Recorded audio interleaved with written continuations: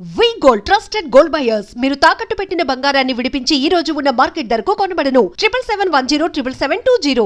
జబర్దస్త్ వదిలేసి వచ్చేద్దాం కాదు. ఒకరోజు ఈ ఇన్సిడెంట్ ఎవరికి తెలియదు మేడం. మీరు వేణుని కూడా ఇంటర్వ్యూ చేశారు, నేను చూశాను. ఇప్పుడు మీరు వేణుని అడిగి వేణు చెప్తాడేమో అని కొంచెం చూశాను. నేను యాక్చువల్లీ పనిలేని పులిరాజు అని ఒక సినిమా జరుగుతుంది మేడం, నేను హీరోగా చేస్తున్నాను. అది యూసుఫ్ గూడ్లో గణపతి ఎదురుగా ఫోటోషూట్ ఏదో జరుగుతుంటే వేణు అండ్ ఏడుకొండల మేనేజర్ వచ్చారు. వచ్చి ఆలీ గారు ఆలీ టాగీస్ అని ఒకటి చేస్తున్నారు, సడన్గా ఆయనకి ఏదో డేట్లు ఇబ్బంది వల్ల చేయట్లేదు, ఇప్పుడు దాన్ని మా టాగీస్గా మార్చారు. దాంట్లో వేణు నువ్వు ఇద్దరు యాంకర్ బాగుంటుంది అనగానే నేను వేణు వచ్చాడు. ఏంటంటే లేదు చేద్దాం, ఎంతకాలమైన మనం కంటెస్టెంట్గా ఉంటాము, చేద్దాం అంటే అయితే ఒక పని చేద్దాం, ఒకసారి దీప్తి గారికో కీర్తి గారికో మల్లెమాలకి చెప్దామంటే అప్పుడు వేణు అన్నాడు లేదు ఆ షో వేరు ఈ షో వేరు, అది గురువారం ఎప్పుడు వస్తుంది, ఇది ఆదివారం మధ్యాహ్నం వస్తుంది, ఇక్కడ మనం ఏంటి కమెడియన్స్, అది ప్రాబ్లం ఏమి ఉండదు కదా అన్నారు. సరే అయినా కూడా ఒకసారి చెప్తే బెటర్ ఏమో అన్నాను. వేణు సరే నువ్వు వెళ్ళి చెప్పు అన్నాడు. నేను ఏం చేశానంటే ఇక్కడ నెక్స్ట్ డేనే షూట్ చేస్తాం. షూట్ చేసేసి నేను వెళ్ళి ఇట్లా మేడంతో మాట్లాడాను, శ్యామ్ ప్రసాద్ గారి వాళ్ళ పాపతో. మేడం ఇట్లా సడన్గా చేసామండి, ఇది చెప్దాం అనుకుంటున్నాను, సేమ్ అండి మీ డేట్లకి వాటికి ప్రాబ్లం రాదంటే ఆవిడ ఒక మంచి మాట అన్నారు. చూడన్నా ఎప్పుడు ఎక్స్క్లూజివ్నెస్ ఒకటి ఉంటుంది, మీరు ఇక్కడ కనిపించి అక్కడ కనిపిస్తే అది పెద్ద ఎక్స్క్లూజివ్ అవ్వదు కదా, ఓ పని చేయండి, మీరు అది చేసేసి కంప్లీట్ చేయండి, మీకు మల్లెమాలలో ఎప్పుడైనా సరే మీకు ఇది ఉంటుంది, మీరు అది చేసేసేసి ఇక్కడికి రండి అన్నారు. అదేమైంది 13 ఎపిసోడ్లు అంటే జబర్దస్త్ డైరెక్షన్ చేస్తున్న సంజయ్ గారు కూడా ఆ టైంలో ఇటు వచ్చేసారు. ఓహో సరే ఆయన మేము 13 అనుకున్నాం, అది మెల్లిగా 24 ఎపిసోడ్లు అలా అయిపోయి అది అయిపోయింది. ఇప్పుడు ఇక్కడికి మళ్ళీ వద్దామనుకున్నప్పుడు మాకు సినిమాలు కొంచెం బిజీగా ఉండి దాని తర్వాత ఇక్కడికి వచ్చినాక అప్పుడు వాళ్ళు పడిన స్ట్రగుల్ అర్థమైంది. మేము సడన్గా 2 టీమ్ లీడర్లు వెళ్ళిపోయాం. ఇప్పుడు ఎవరు టీం లీడ్ చేయాలి? అవును, వాళ్ళకేమో నెక్స్ట్ 1 వీక్లో షూటింగ్ కనుక మేము వెళ్ళిపోయాం. ఇప్పుడు వాళ్ళు సుధీర్ని తయారు చేసి అటు వేణు వాళ్ళ కంటెస్టెంట్ సుధీర్ గెటప్ సీన్ చేసి నా దాంట్లోంచి రామ్ ప్రసాద్ని తీసుకొని వెళ్ళి అటు పెట్టి నా దాంట్లో చేస్తున్న రాకేష్కి ఒక టీం ఇచ్చి రాకింగ్ రాకేష్కి ఆర్పి అండ్ రాకింగ్ రాకేష్కి టీం చేసి వాళ్ళు షఫిల్ చేసి వాళ్ళు ఎంత కష్టపడ్డారో అనే విషయం మేము మర్చిపోయాం. దట్స్ వై వాళ్ళకి ఎక్కడో ఒక చిన్న ఉంటుంది కదా. తర్వాత మేము కూడా ఎక్కువ వెళ్ళి ఇది చేయలేదు. దాని తర్వాత నితిన్ భారత్లు వచ్చి సంజీవ్ వెళ్ళిపోయినాక డైరెక్టర్ మారిపోయాడు. ఇదంతా ఒక తెలియకుండా ఒక చిన్న కొలాప్స్ అలా జరిగింది. బట్ నో రిగ్రెట్స్ కదా. రిగ్రెట్స్ అంటే మనమైతే చెప్పేసాం, కాలం నిర్ణయించింది. బహుశా మార్పు అన్నది తథ్యం కదండి. ఇప్పుడు ఎంతకాలం మీరు చేసినా ఇంకో 70 చేస్తారు, అప్పటికైనా ఆగాల్సిందేగా. అవును మేడం, ఎన్నెన్ని తీసుకొని వస్తాం. ఆఖరికి మేము ఏం చేసాం, జుట్టు దగ్గర నుంచి కాలు వేలు వరకు ఏమేమి చేయగలమో అన్ని చేసేస్తాం. అదే ఇప్పుడు ఏం చేసినా కూడా ఇంకా ఎవరో చేసినట్టే ఉంటుంది తప్ప కొత్తది రాదు మేడం. మేము ఆఖరికి థింగ్స్ మీద దగ్గర నుంచి విషయాల దగ్గర నుంచి కాంటెంపరీ మ్యాటర్ దగ్గర నుంచి అన్ని విషయాలు చేసేస్తాం. మాకు కూడా ఏంటంటే మనం బోరు కొట్టక ముందే వచ్చేయాలి, మనం బోరు కొట్టినాక వాళ్ళు పంపించకూడదు. అది కరెక్ట్, 100% కరెక్ట్. ఇంకా తృప్తి ఉండాలంటే అలా వచ్చేయాలని అనుకున్నాం, అలా జరిగిపోయింది మేడం. ఇప్పుడు మీ సక్సెస్ని అమ్మ నాన్న చూసారా? నాన్నగారు నాకు 8-9 ఇయర్స్ ఉన్నప్పుడే చనిపోయారండి లారీ యాక్సిడెంట్లో. మదరు నాతో వచ్చేసినాక ఆవిడ చూసిన ఒకే ఒక్క సినిమా ఏంటంటే జై, నా ఫస్ట్ మూవీ. ఆ సినిమాలో తేజ గారు, అక్కడే వేణు నేను కూడా పరిచయం. తేజ గారు ఒక సీన్, ఒక చిన్న పాటలో ఇది ఉంటుంది. మా అమ్మ గిలాక్సీ థియేటర్ అని కింద మీకు షేక్పేట్లో ఉంటుంది, అందులో నన్ను కత్తితో పొడుస్తారు. అది యాక్చువల్లీ బొమ్మకి పొడుస్తారు కదా, మా అమ్మకి తెలీదు. అప్పుడే ఫస్ట్ టైం మా అమ్మ డిటిఎస్ చూడటం. కొరంగానే నానా అంది, అమ్మ అది బొమ్మమ్మ, నేను ఇక్కడ బతికే ఉన్నాను కదా అన్నాను. ఆ సినిమా ఒకటే చూశారు, ఆ తర్వాత మా అంతా చనిపోయాను. అమ్మ కానీ చాలా నిలదొక్కుని మీరే, మీకు అమ్మ నాన్న ఇప్పుడు పిల్లలైతే అంతే మేడం. పెళ్ళెలా అయింది ధనరాజ్ మీది? ఒక్కొక్క దానికి ఒక పెద్ద పెద్ద స్టోరీస్ ఉన్నాయి మేడం. యాక్చువల్లీ ఇది ఒక సాడ్ అండ్ బ్యూటీ రెండూ ఉన్నాయి దీంట్లో. నేను డ్యాన్స్ క్లాసులు చెప్పేవాడిని మేడం. ఓ డాన్స్ వచ్చా మీకు? అనుకునేవాడిని, అంటే పక్కన వాళ్ళకి రాకపోతే నాకు వచ్చాను అంతే. అయితే మీకు డెఫినెట్గా వచ్చాం మన ఇద్దరి మధ్యలో. మన ఇద్దరు మాస్. యాక్చువల్లీ మా ఇన్స్టిట్యూట్లో నేను యాక్టింగ్ అదంతా నేర్చుకున్నప్పుడు మేడం మా మాస్టర్ డ్యాన్స్ మాస్టర్ విజయ్ గారు, ఆయన డాన్సర్స్ యూనియన్కి ప్రెసిడెంట్గా కూడా చేశారు. ఆయనతో కొన్ని నేర్చుకున్న తర్వాత నేను క్లాసెస్ చెప్పడానికి ఒక ఇన్స్టిట్యూట్, మీకు చెప్పాలంటే కంట్రీ క్లబ్లో బూగీ అని ఒక డ్యాన్స్ కాంపిటీషన్ పెడితే నాకు అందులో 3rd ప్రైజ్ వచ్చింది. అప్పుడు ఒక ఆవిడ నన్ను పిలిచి, బాబు మా పిల్లలకి డ్యాన్స్ నేర్పిస్తావా అంటే నేర్పిస్తాను. ఎంత అంటే 1000 రూపాయల అంటే వాళ్ళు బేగంపేటలో ఉంటారు. సరే అక్కడికి వెళ్ళడం, బస్ పాస్ తీసుకుంటే అప్పుడు ఎంత మేడం అయితే 150 రూపాయలతో అయిపోయేది. ఇలా క్లాస్ చెప్తున్నాను. నేను చెప్పిన క్లాస్ ఎవరికంటే హీరో నిఖిల్ వాళ్ళ మదరే పిలిచారు. హీరో నిఖిల్ వాళ్ళ సిస్టర్కి ఆ పిల్లోడు ఉండేవాడు. ఆ పిల్లోడు వచ్చేసి కౌరవుడు అని నాగబాబు గారి సినిమాలో కొడుగ్గా చేశాడు. అప్పుడు నిఖిల్ కూడా వచ్చేవాడు. వచ్చిన తర్వాత అది వేరే టాపిక్ యాక్చువల్లీ. అది బ్యూటిఫుల్ ఇన్సిడెంట్ ఏంటంటే, ఇది కంప్లీట్ చేసి అది చెప్తాను, లవ్ స్టోరీ ఇది. అతను వచ్చాడు, మా ఇన్స్టిట్యూట్లో నేర్చుకున్న డైలాగులు అన్నీ చెప్పాను, అంతా అయిపోయింది, తను బాగా ఇచ్చేసాం. ఆ తర్వాత ఎందుకో ఆ క్లాసు పిల్లలు పెద్దవాళ్ళు అవుతున్నారు, ఇప్పుడు డ్యాన్స్ ఎందుకని వాళ్ళు వదిలేశారు, అంతా అయిపోయింది మేడం. నేను యువత అని ఒక సినిమా చేస్తానికి నన్ను పరశురామ్ గారు పిలిచారు. ఎందుకంటే పరశురామ్ గారు పరుగు సినిమాకు అసోసియేట్, నేను పరుగు చేశాను. దాంతో ఆయన ఒక క్యారెక్టర్ రాశారు. అది రాజమండ్రి సెంట్రల్ జైల్లో ఒక ఖైదీ క్యారెక్టర్. నేను అలా వెళ్ళిపోతుంటే భయ్యా అని ఒక సౌండ్ వచ్చింది. భయ్యా అని సౌండ్ వస్తే తిరిగి చూస్తే నిఖిల్. అప్పుడు జగడం చూసి పరుగు అవన్నీ చూసి పిలిచారు. నన్ను గుర్తుపట్టారా భయ్యా అన్నాడు. లేదు భయ్యా, నా పేరు నిఖిల్ భయ్యా, మీరు నాకు డ్యాన్స్ అన్నీ నేర్పించారు. నిఖిల్ నువ్వా అంటే అప్పటికే హ్యాపీ డేస్ ఇవన్నీ కూడా సూపర్గా ఉన్నాడు కదా తను. నిఖిల్ నాకు గుర్తుపట్టలేదు, అప్పుడు ఇంత పెరిగిపోయావు ఇదంటాను. భయ్యా థ్యాంక్ యూ సో మచ్, అసలు నేను హ్యాపీ డేస్ సెలెక్ట్ అవ్వడానికి మీరు చెప్పిన డైలాగే అది వెళ్ళి శేఖర్ కమ్ముల్ గారి దగ్గరికి వెళ్ళి ఆడిషన్లో చెప్పాను. చెప్తే సూపర్ బాగుందని చెప్పి సెలెక్ట్ చేశారు భయ్యా, ఆ రోజు మీరు డైలాగ్ నేర్పించడం అని. ఇప్పుడు తను కలిసినప్పుడల్లా అది చెప్పేవాడు, ఇంత గుర్తుపెట్టుకున్నావు, థ్యాంక్ యూ సో మచ్ అన్నాం. అదే అలా జరిగింది మేడం. ఆ తర్వాత నేను దివాకర్ బాబు గారు ఇల్లు ఉండేది ఫిలిం నగర్లో, మీకు ఐడియా ఉంది. దాని ఎదురుగా మిషన్ కొడుతుంటారు, కింద కారు పార్కింగ్ అని పెట్టారు. నేను ఆ పార్కింగ్లో కార్లు ఏం లేకపోతే ఉండి నేను ఇన్స్టిట్యూట్గా వాడుకుంటానని చెప్పి దాన్ని నేను ఒక ఇన్స్టిట్యూట్ చేసి, నేను స్టార్ ఫిలిం ఇన్స్టిట్యూట్ అని బోర్డు పెట్టి అక్కడున్న పిల్లలందరికీ 200-300 రూపాయలు అని ఒక క్లాస్ పెడితే చాలామంది ఏంటంటే క్లాసికల్ డ్యాన్స్ అడిగేవాళ్ళు. మనకి ఈ డ్యాన్సే రాదు, ఏదో వాళ్ళకి రాదని నేర్పిస్తుంటే క్లాసికల్ ఎలా అని చెప్పి ఎంక్వైరీ చేస్తే అది మాగంటి కాలనీ ఉండేది పైన. అక్కడ ఎవరో ఒక అమ్మాయి కొంచెం క్లాసికల్ వచ్చు అంటే ఆ అమ్మాయిని పిలవంగానే అమ్మాయిని చూడంగానే అమ్మాయిని చూసి ఐ లవ్ యూ అని చెప్పారు ఫస్ట్ టైం చూడంగానే. మిమ్మల్ని చూడగానే మీరు చెప్పారు అంటే ఇడియట్ ఏం మాట్లాడతానని వెళ్ళిపోయింది. కామనే కదా మన అందరికి చెప్తాం కదా అని అయిపోయింది. ఆ టైంలో నేను దర్గాలో ఉండేవాడిని. ఫిలిం నగర్ నుంచి నేను దర్గాకి వెళ్ళాను. డోరు అలా తీసి చూస్తే మా అమ్మగారు అలా పడుకున్నారు. ఏమే తిన్నావా అని అడిగాను, ఏం మాటలేవు. చూస్తే అర్థమైపోయింది మా అమ్మగారు చనిపోయారు. She's cancer patient. అప్పుడే 3rd స్టేజ్ కీమోలు అన్నీ చేయించాం, కానీ మన వల్ల స్థాయికి మించి ఆవిడ చెప్పలేదు మనకి.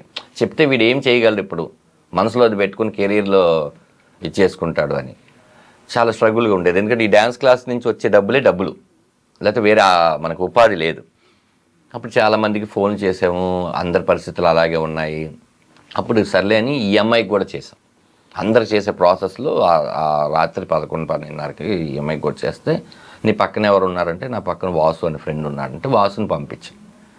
వాసు వెళ్ళాడు. వచ్చి హాఫ్ అన్ అవర్ తర్వాత దాని దగ్గర డబ్బులు లేవంటారా అంటే, కానీ డబ్బులు లేనప్పుడు ఎందుకు పిలిచింది, ఇక తోడు ఉండాలి కదా నాకు అంటే, లేదా అని ఇదిగోరా అమ్మాయి పట్టీలు, అమ్మాయిదేదో ఉంగరం, అమ్మాయి కమ్మలు అవన్నీ ఇచ్చిందరా వాకయ్యి. నేను పెద్ద అంటే ముందు డబ్బులు వచ్చినాయి అనే దాని మీద ఉండి మార్వాడి షాపు ఒక ఆయన ఉంటే అర్ధరాత్రి లేపి తాకట్టు పెట్టి ఆ డబ్బులతో మా అమ్మగారి ఇదంతా చేసాం. అమ్మాయి వచ్చింది. వస్తే నాకు భయం పుట్టుకుంది. ఏం భయం పుట్టుకుందంటే, ఇప్పుడు నాకేంటంటే అన్నం ఎలా వండుకోవాలో తెలీదు, బట్టలు ఎలా అవుతాయి కదా, ఇల్లు ఎలా అంట్లు ఎలా తోమాలి, ఇట్లా ఏ థింగు నాకు తెలియదు. ఇలా ఉండిపోయాను నేను.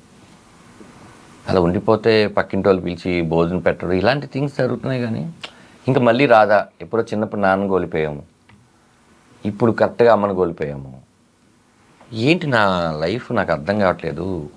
ఇది నేను చెప్తుంది 2007. ఇలా ఉంది ఏంటని ఆలోచిస్తుంటే అమ్మాయి పబ్బు ఇయ్యమని చెప్పి అమ్మాయి ఒక రెసిపీ తీసుకొని వచ్చింది, కిచిడి టైప్ సంథింగ్. తిను అంటే నాకేం తినబుద్ధి కావట్లేదు, ఏం లేదంటే అమ్మాయి నువ్వు ఫస్ట్ తిను, నీకు నేను ఉన్నాను, నువ్వు తిను. ఉండడం అంటే నేను లైఫ్ లాంగ్ ఉంటాను, ముందు తిను అంది. అన్న తర్వాత అమ్మాయి నాతోనే ఒక 2 రోజులు ఉన్న తర్వాత పెళ్లి చేసుకున్నాం. అంటే అప్పుడు ఎవరు లేరు, నేను అమ్మాయి పెద్దమ్మ గుడికి వెళ్ళి, వాళ్ళ పేరెంట్స్ అదే చెప్తాను, పెద్దమ్మ గుడికి వెళ్ళి తాళి కట్టేసి, ఇంకా ఏదో కీడు జరిగిన చోట మేలు జరగాలి, మంచి జరగాలని పెద్దవాళ్ళు చెప్పారు. అంత అయిపోయింది. ఇంకా ఆ ఇల్లుని వదిలేసి ఇంకొక ఇల్లు, ఒక 500 రూపాయలు, ఇది 400 అయితే ఒక 500 రూపాయలు ఇల్లు తీసుకొని బాగా కష్టపడాలి అని చెప్పి చేసుకుంటున్న టైంలో అప్పుడు అడిగాను అమ్మాయిని ఒక 1 వీక్ తర్వాత, అవును మీకు తల్లిదండ్రులు ఉంటారు కదా, మర్చిపోయాను అడగడం అని. మా నాన్నే అంటే నేను ఇప్పుడు సోలో కదా మేడం, నాకు ఆ థాట్ రాలేదు, చుట్టాలు ఉంటారు ఇదని ఉన్నారు అని. అమ్మాయి ఒక పెద్ద లిస్టు చెప్పింది. లిస్ట్ చెప్తే వాళ్ళ అక్కతో తను బాగా క్లోజు, వాళ్ళ అక్కకి చెప్తే వాళ్ళ అమ్మ నాన్న ఇంకా మా కూతురు చచ్చిపోయింది, మా కూతురు సంబంధం లేదు, చదువుకోమని పంపిస్తే ఇదేంటి అదేంటి అని పేరెంట్స్ ఎలా మాట్లాడతారో అలా మాట్లాడి ఇంకా నీళ్ళు పోసేసుకున్నాము. లేదని చూడమ్మా, ఇప్పుడు నువ్వు ఎవరు లేరు, నీకు నాకు ఎవరు లేరు, ఇప్పుడు నువ్వే నాకు అమ్మ, నేనే నీకు నాన్న, ఓకే అని అలా మెల్లిగా సినిమాలు చేసుకుంటుంటే తను ప్రెగ్నెంట్, అప్పుడు కూడా చెప్పాం, అప్పుడు కూడా రెస్పాండ్ లేదు. వాళ్ళ అక్క మాట్లాడుతుండేది. ఆ తర్వాత కరెక్ట్గా డెలివరీ, నేను పెళ్లిగాని ప్రసాద్ అనే సినిమా షూటింగ్లో ఉన్నాను. రాత్రి నేను వచ్చి చూస్తే అమ్మాయి ఏడుస్తుంది, ఏంటంటే నొప్పులు వస్తున్నాయని. అబ్బా అని చెప్పి తనని తీసుకొని వెళ్ళి అక్కడ గవర్నమెంట్ హాస్పిటల్ ఉంటే దర్గాలోనే తీసుకొని వెళ్తే వాళ్ళు ఏమో వేడి నీళ్ళు కావాలని అడిగారు. వేడి నీళ్ళు కావాలంటే నేను ఇంటికి వెళ్ళి వేడి నీళ్ళు పెట్టుకొని అది పట్టుకొని వస్తే చల్లగైపోయాయి. మళ్ళీ తీసుకొచ్చి ఇట్లా చాలా చాలా అంటే ఆ టైంలో పడాల్సిన పెయిన్ అన్ని నేను కూడా మీరు కూడా ప్రసవ వేదన పడ్డారు. పడి వెళ్ళిన తర్వాత నా చెయ్యి ఇలా పట్టుకొని నువ్వు వెళ్తే నేను కన్నానంటే ఇట్లా చెయ్యి పట్టుకుని ఇట్లుంటే మా పెద్ద అబ్బాయి సుక్కుని కనింది. దాని తర్వాత అది ఇంటున్నాడు, నాకు భయం అది పట్టుకొని. అంటే ఈ ప్రపంచం మొత్తంలో ఇంకా నాకు ఎటువంటి రిలేషన్స్ ఉన్నా కూడా ఈ బ్లడ్ రిలేషన్స్ కావు, ఫస్ట్ బ్లడ్ రిలేషన్ అంతే కదా. మళ్ళీ నాకు మా నాన్న పుట్టేశాడు అని చెప్పి ఇలా పట్టుకొని అలా చూస్తూ తెల్లారి ఫోన్ చేస్తే అప్పుడు వాళ్ళ అమ్మ వచ్చింది. ఇంకా ఇవన్నీ పోయినాయి, మనవన్నీ చూసుకుంటారు కానీ పోయి. ఇప్పుడు ఎలా ఉందంటే ఇప్పుడు వాళ్ళే నా ఫ్యామిలీ, నన్ను కొడుకు కన్నా ఎక్కువ చూసుకుంటారు, చాలా బాగా చూసుకుంటారు. మా అత్తయ్య కానీ మామయ్య కానీ మా వదినలు కానీ లేకపోతే మా మరదలు కానీ మా ఒక కుటుంబాన్ని ఇచ్చింది చాలా. అంటే నేను అదే చెప్పాను, నేను నాకు ఆ సినిమా సీతారామం సినిమాలో క్లైమాక్స్లో సుమంత్ గారితో దుల్కర్ గారు మాట్లాడతారు, సార్ ఒకవేళ వెళ్ళిపోవాల్సి వస్తే మీరు వెళ్తారు సార్, నేనే ఉండిపోతాను, నేను అనాథని కాదు సార్, నన్ను కూడా ప్రేమించే వాళ్ళు ఉన్నారంటారు. ఆ డైలాగ్ నాకు చాలా ఇష్టం అనమాట. ఎస్, ఇప్పుడు మనకేంటి బ్లడ్ రిలేషన్స్ ఇద్దరు, ఫ్యామిలీ ఇచ్చింది మా ఆవిడ, ఇంతకు మించి ఉంటుంది మేడం. అంటే ఇది సర్కిల్, అదే భూమి గుండ్రంగా ఎందుకు ఉంది అని దానికి ఇప్పుడు నాకు అర్థమైంది. సో మీరు మీ బిడ్డని పట్టుకున్న సీన్ని మీరు సినిమాలో ఎక్కడో పొందుపరిచారు అన్న విషయం నాకు అర్థమైంది. ట్రైలర్లో అది అందరూ చూసారు లేదు నాకు తెలియదు, రిలీజ్ కాలేదు. నేనైతే సీక్రెట్ చూశాను కాబట్టి నాకు సడన్ గా కనెక్ట్ అయింది ధనరాజ్. ప్రతిదీ కూడా నేను ఎక్కడో చోట ఇన్స్పైర్ అయినవి, లేకపోతే నేను ఎక్కువ బాధపడినవి, ఎక్కువ ఆనందపడినవి పొందుపరిచి. ఎందుకంటే నేను అని చెప్పట్లేదు, ఇలా ప్రతి తండ్రి పడతారు కదా, అప్పుడు ఈజీగా మోర్ కనెక్టివిటీ ఉంటుంది కదా. అదే ఎక్కడ కూడా ఈ రామం రాగం సినిమాలో మేడం కథని దాటి కామెడీ కానీ ఏదో ఒక సబ్ ప్లాట్ తీసుకొచ్చి పెట్టడం కానీ కాకుండా అలా వాళ్ళకి అర్థమయ్యేంతంగా నీట్గా ఇది మన ఇంట్లో జరుగుతుందా, అమ్మో ఇది మన ఇంట్లో జరగకూడదు, ఈ 2 విషయాల్ని తీసుకుని చేశాను. చాలా ఇంట్రెస్టింగ్గా ఉంది ధనరాజ్ ద హోల్. అంటే మీ story Ramam Raghavam teaser and plus మీరు చెప్తున్న స్టోరీ నేపథ్యం మీకు నిజంగా బోల్డ్ అంత అసలు జీవితం చిన్న వయసులో చూస్తారు మీరు. అవును మేడం, ఇప్పుడు 41కి వచ్చాను నేను. ఈ 20,000 20 జై సినిమాకి ఇప్పటికి ఒక 20 సంవత్సరాలు అయి ఉంటాయి. 21 సంవత్సరాలు అంటే యాక్చువల్లీ చాలామందికి ఏంటంటే నాకు కాలేజ్ లేదు, నాకు జాబ్లు, కాలేజ్ తర్వాత అవన్నీ ఏం లేవు మేడం. చాలా చూసి చిన్న వయసులోనే దేవుడు అనగానే పరిస్థితులు చాలా చూసాం మేడం. అంటే ఇది నీకు తెలీదా అనేది లేదు మేడం, అలా ఉన్నాయి. అంటే నేను హ్యాపీగా ఫీల్ అవుతుంది ఏంటంటే మన గోళీల ఆటలు తెలుసు, సేమ్ గేమ్ క్యారమ్ బోర్డు తెలుసు, బర్రీలు ఎక్కి ఆడడం తెలుసు, చెరుగ్గల లాగడం తెలుసు, ప్రతి థింగు తెలుసు. మనం ఉన్నప్పుడే టెలిఫోన్లు పోయి సెల్ ఫోన్లు వచ్చి, మొబైటెల్స్ వచ్చి, కంప్యూటర్లు వచ్చి చాలా వచ్చినాయి. అన్నీ చూసుకుంటూ ఇది ఈ లైఫ్ మళ్ళీ మనం ఎవరికైనా చెప్పాలి అంటే ఇన్ ఫ్యూచర్ కూడా ఏం డాడీ బియ్యం అనేది వరిలో పండిస్తారా, ఇది సూపర్ మార్కెట్లో దొరుకుద్దేమో అనుకున్నాం అన్న పరిస్థితి నుంచి మనం అన్ని చూసుకొనొచ్చు. అన్ని చూసారు, కరెక్ట్ జనరేషన్లో ఉన్నారు మీరు. అదే మరి ఇంక ఈ జనరేషన్ ఎవరికి రాదు. దీని తర్వాత వాళ్ళందరూ ఇంకా మారిపోయారు కదా. రాదు, అది ఒక చరిత్రలాగా పుస్తకాల్లో ఉంటుంది, అంతే, అనుభవాల్లో ఉండదు. అది అన్నీ బాగుంది మేడం థింగ్. అంటే మళ్ళీ నేను కమ్బ్యాక్ అన్నాలో లేకపోతే ఏమన్నాలో కానీ రామం రాఘవం నాకు చాలా తృప్తినిచ్చింది మేడం. చాలామంది సినిమా చూశారు, నేను చాలామంది సినిమా చూపించిన తర్వాత ఎస్పెషల్లీ లేడీస్ అసలు దీనికి నువ్వు పితృదేవ భావాన్ని పెట్టేయాల్సింది, నేను మాతృదేవ అప్పుడు ఏడ్చాను, మళ్ళీ ఇప్పుడు ఏడుస్తున్నాను అంటే మోర్ కనెక్టివిటీ ఉంటుంది మేడం. చాలా పెయినీగా ఉంటుంది సినిమా, చాలా sensitive and sentimental story, family story. అలానే మీకేంటంటే మెలో డ్రామా పెట్టేసి డ్రమటైజెస్ చేసేసి అలా ఏం లేదు. మనకి సినిమాలో మీకు టీజర్లో చూస్తే ఏంటంటే వాడి గురించే మీరు ఆలోచిస్తున్నారంటే నాకు ఇంకొక ఆలోచన ఏముంది చెప్పు, నేను ఇంటి పేరు మాత్రమే ఇవ్వగలను, మంచి పేరు అతనే కదా తెచ్చుకోవాలి అంటే ఇంకా అంతకు మించింది అదే. అందరికీ ఇంటి పేరు మాత్రమే నానిస్తాడు, దాన్ని నిలబెట్టి కాపాడుకొని మంచి పేరు నువ్వే తెచ్చుకోవాలి. ఇంకొకటి ఉంటుంది మేడం, అదేంటంటే ఆయన ఒక చెట్టుని చూసి అంటాడు, భూమి మంచిదే, విత్తనం మంచిదే, చెట్టు ఎందుకు అలా పెరిగిందో నాకు అర్థం కావట్లేదు.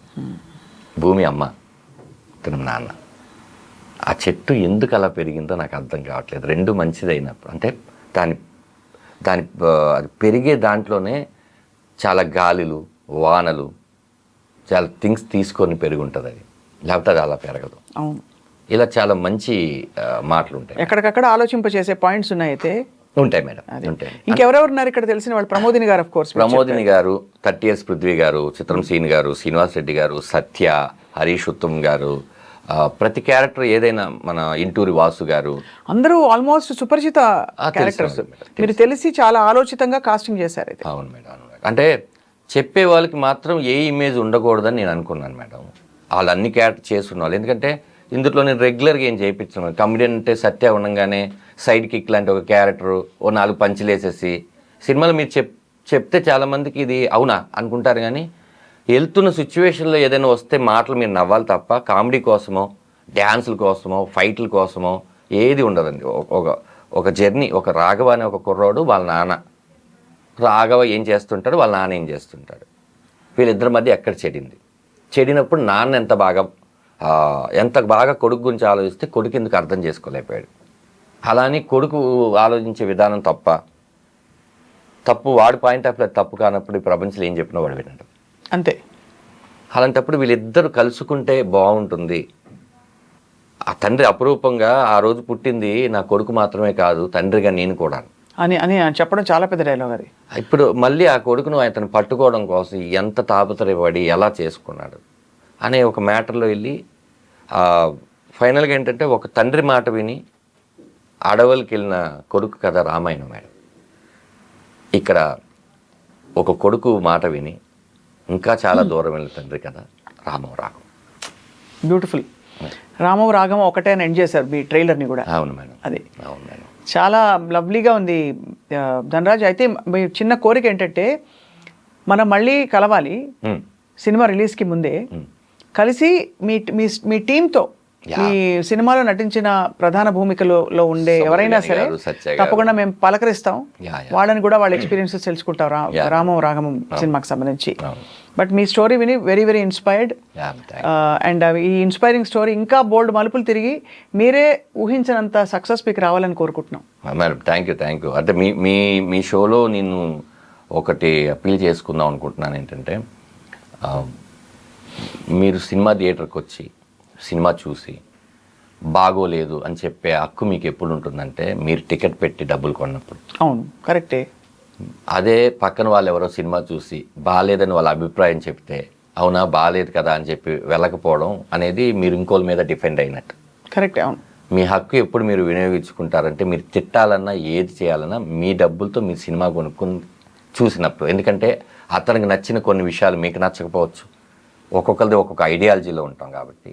ముందు ధనరాజ్ అనేవాడు 2 years నుంచి ఏమీ చేయకుండా ఈ స్క్రిప్ట్ని నమ్ముకొని సముద్రకని గారని ఒక మహానటుని పెట్టుకొని అతన్ని కూడా ఒప్పించి, నాటే ఈజీ, ఏదో సముద్రకని గారికి డబ్బులు ఇస్తే ఒప్పేసుకోరు ఆయన, ఒక మంచి సినిమాని వీళ్ళు తీసి మాకు చూపిద్దాం అన్న కోసం తీశారు కదా. సరే, ఏదో నేను ఎన్నో ఖర్చు పెడుతూ ఉంటాను, ఆ 2 గంటలు ఒక ఎక్స్పీరియన్స్ని మందేమి రేట్లు పెంచేసేసి పెట్టేసే సినిమా కాదు. ఆ 150 రూపాయలు అందుబాటులో ఉన్న రేట్లో ఒకసారి చూద్దామని జనాలు అందరూ వస్తే, నేను చెప్తున్నాను మేడం, ఇది బిగ్ ఛాలెంజ్ అంటారో లేకపోతే మీ షోలో నేను చెప్తున్నాను, మీరు కనుక ఎవరైనా ఈ సినిమా చూసి బాగోలేదు అంటే నేను ఇలాంటి ప్రయత్నాలు ఎప్పుడూ చేయను మేడం. ఎందుకంటే తప్పు నేను క్రాస్ చెక్ చేసుకున్న తర్వాత ఒక 20-30 షోలు వేసి పెద్ద వాళ్ళందరూ చూపించిన తర్వాత చెప్తున్న మాట ఇది. అవును, ఇలాంటి పృథ్వీ పోలవరపు గారు, ఆరిపాక ప్రభాకర్ గారు లాంటి నిర్మాతలు మళ్ళీ ఇండస్ట్రీకి వచ్చి చాలామందికి భోజనాలు పెట్టాలన్నా, శివప్రసాద్ యానాల్ గారు లాంటి వాళ్ళు మంచి కథలు రాయాలన్నా, నాలాంటి వాడు మిగతా వాళ్ళని ర్యాక్ చేయాలన్నా, ప్రేక్షకులు ఖచ్చితంగా వాళ్ళు ఈ సినిమా చూడాలి. ఎంతమందికి ఉపాధి వస్తుందో, ఎంత మంచి సినిమాలు వస్తాయో.